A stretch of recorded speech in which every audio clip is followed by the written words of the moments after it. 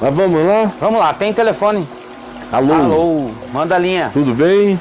Alô, Caio, tudo bem? Oi, Fábio. Muito bom o programa, estou assistindo e sendo abençoado, né, pelo conteúdo diário, né? Diário daquilo que você, Caião, o Braulio, toda a equipe aí estão realizando. Amém. Bem, eu percebi, Caio, já há algum tempo atrás, assim, como é que eu posso dizer, uma adesão maciça de líderes, de pastores cristãos, de líderes cristãos e de gente da igreja, procurando muito se envolver com coaching. Por exemplo, esses dias alguém me apresentou o coach ministerial. Eita, rapaz. E, assim, de 100 pessoas, acho que 99 eram pastores, eram pastoras. E eu percebi que eles estavam recorrendo a esse coach ministerial como uma espécie de tábua de salvação. Eu preciso salvar minha igreja, meu ministério. E aqui e ali você vê gente se envolvendo com coach. Eu preciso me catapultar para algo maior, etc. E eu fiquei pensando assim, Caio, será que as pessoas estão se esquecendo do poder da oração, da presença do Espírito Santo, que é esse que é o mentor, né, o guia da igreja, e a gente está aderindo a essas ferramentas que tem lá seu lado positivo, mas, por um lado, como igreja, a gente não estaríamos deixando Jesus para se abraçar o coach e dizer, agora sim, meu ministério está salvo, agora eu vou ser um líder que vou desbloquear a minha mente, agora eu vou... Na realidade, Fábio, se você está me fazendo uma pergunta, sim.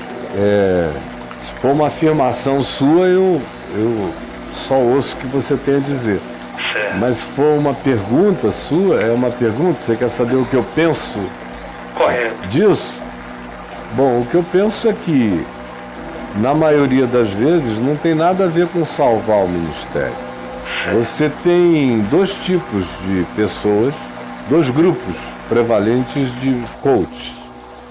Você tem aqueles que se formaram em psicologia, ou em psicanálise, ou em alguma outra formação de natureza humana, de ciências humanas, e foram apresentados depois de um tempo, há uns 12 anos atrás, quando começou a crescer isso no mundo, especialmente nos Estados Unidos, foram apresentados a esse modo muito mais gerencial, propositivo, pragmático, de transformar a incapacidade de indivíduos em capacitações. Tanto é que uma das palavras principais do coach são capacidades, capacitações, uma ênfase em capacitação, que começa dependendo do coach, quando o coach é mais profundo, é ontológico, começa do tratado de dimensões interiores, de travas e amarras e aprisionamentos, para o indivíduo se soltar daquele monte de linhazinhas de prisão, de amarramento de Gullivers, para ele aumentar a sua performance, sua capacitação no mercado, na atividade dele, em geral. Esse é um primeiro grupo que está aí e que não tem necessariamente nada a ver com igreja, com coisa alguma. São pessoas que começaram a fazer isso porque viram que tinha muito mais utilidade mercadológica. Podia ajudar o indivíduo pessoalmente e ajudá-lo do ponto de vista profissional e social a se estabelecer melhor na condução da vida. Tem um segundo tipo, que é o coach de aderência pastoral, como você disse, que viu, a palavra que você usou foi uma grande aderência de pastores aos treinamentos de coaching. É verdade.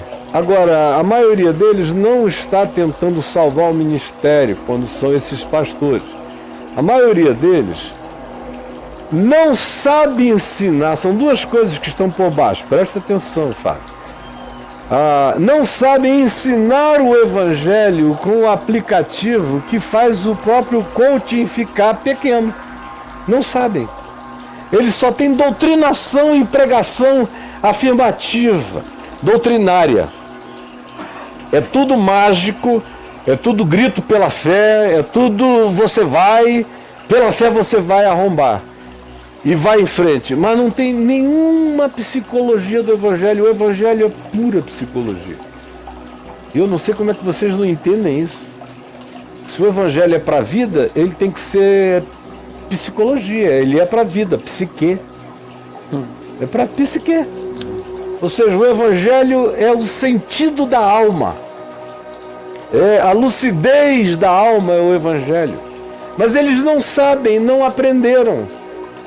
O evangelho nem para eles. Aí, quando se apresenta um seminário ou um curso, aonde tem um pacote que você entra, cursa um tempo, paga e sai com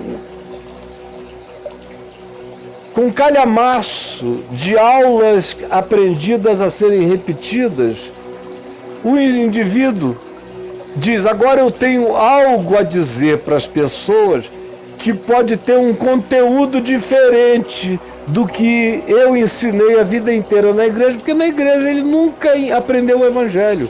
E ele só pregou doutrinas que realmente não tratam da condição da alma humana, em nada.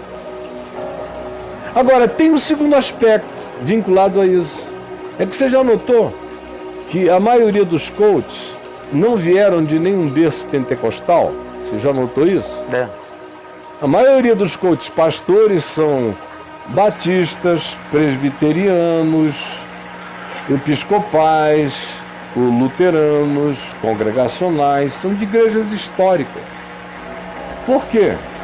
São aqueles que assistiram à decadência histórica das igrejas históricas, que foram ficando sem condição de sobreviver no ambiente da igreja histórica, porque ela está murchando, está encolhendo. Como eu disse aqui semana passada, lendo uma estatística, já tem mais bruxa de Ouija nos Estados Unidos do que presbiterianos no país, pra você ter uma ideia. Encolhendo. Aí o cara diz: o que eu vou fazer? Daqui a pouco a igreja não vai mais poder me sustentar. E eu não sou do tipo que vou abrir uma igreja para pedir dinheiro. Então o que eles fazem? Eu vou vender, já que eu não posso vender o evangelho, eu vou vender a minha expertise, que é a do curso que eu acabei de fazer. E aí vai em frente. Aí tem ainda no meio disso, Fábio, Certo. aqueles caras que querem as duas coisas. Deixa eu te dar um exemplo. De um rapaz que eu conheço desde que ele era garoto aí de 18 anos, ele vivia atrás de mim aonde eu ia, lá pelo Rio de Janeiro, e foram anos e anos dele me acompanhando para onde eu ia, ele estava lá, isso, aquilo e tal. E aí depois foi ordenado pastor e abriu lá o grupo dele, o grupinho começou a ir, aí ele que se tornou. Depois eu saí desse meio em 98, aí soube que ele tinha se auto-ordenado apóstolo. Certo. E que acreditava que ele iria ser um dos que ocupariam o vácuo do espaço que eu tinha deixado no país.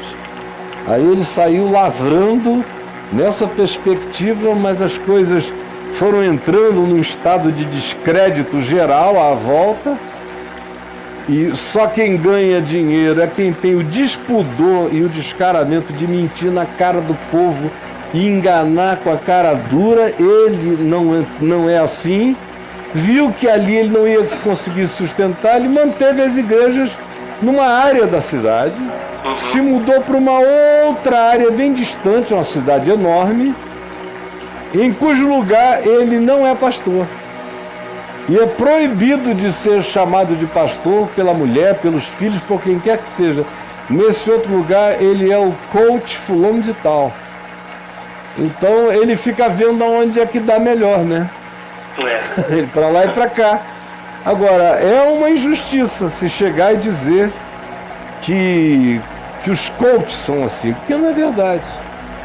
Não é verdade mesmo. Tem mais coach legal do que pastor legal. Isso eu posso te dizer. Sim, Boa, com certeza. verdade. Com certeza. Tem mais coach Certeza. legal do que pastor legal. Conheço muito coach legal. É. E, por exemplo, aqui no Caminho da Graça é uma espécie de comunidade dos coaches. É a festa do coach. É, aqui. porque com o que tem de mestres em coaching lá, é para todo lado, né? Muito bom. E agora, são pessoas que viram, que gostam da ação empresarial, empreendedora, motivadora, isso e aquilo. A maioria delas não era pastor, nem pastora, nem coisa alguma, só acharam que esse treinamento abriria um espaço positivo para elas no ambiente social e profissional. E a maioria está vendendo conhecimentos que tem a ver com harmonização pessoal para desenvolvimento de potencial e capacitação. É basicamente isso. Agora, como tudo nesse mundo, teve o seu pico e já não está mais no pico. Se você pensa que esse negócio está assim, não, ele já entrou aqui e vai começar a cair, aí chega a hora em que só sobrevivem os realmente bons. Verdade. Aí continuam e vão crescer, vão adaptar outros conhecimentos, vão sofisticar, mas aprenderam um trilho de encaminhamento do ponto de vista motivacional e profissional para oferecer à pessoa, de modo que para mim não tem nada a ver com coach ou não coach, tem a ver com quem é. Como o grande problema do ensino é o mestre, né? O grande problema é o mestre. De modo que eu sou daqueles que creio que quando o indivíduo está pronto, o verdadeiro mestre chega. Quando o indivíduo não está pronto, ele só escolhe mestres que não são mestres. Então o cara acaba contratando o mestre do tamanho dele próprio, não é? É verdade. Fábio, Deus te abençoe. Eu só tenho a agradecer, Caião. Muito obrigado mesmo por ter aberto assim, esse leque aqui na minha mente. Muito Amém. obrigado, um grande abraço. Um beijo, meu querido. Maravilha.